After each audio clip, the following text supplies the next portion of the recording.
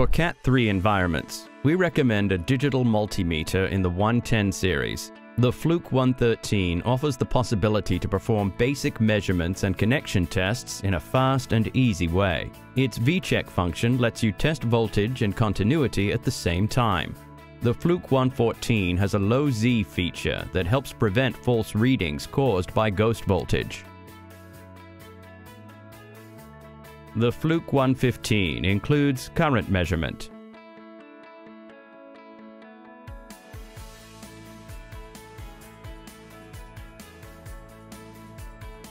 The Fluke 116 was developed for troubleshooting heating, ventilation, and air conditioning equipment. This meter has a microamps feature to detect problems with flame sensors and also offers a built-in thermometer. The Fluke 117 has a non-contact voltage detector, so you can get the job done faster.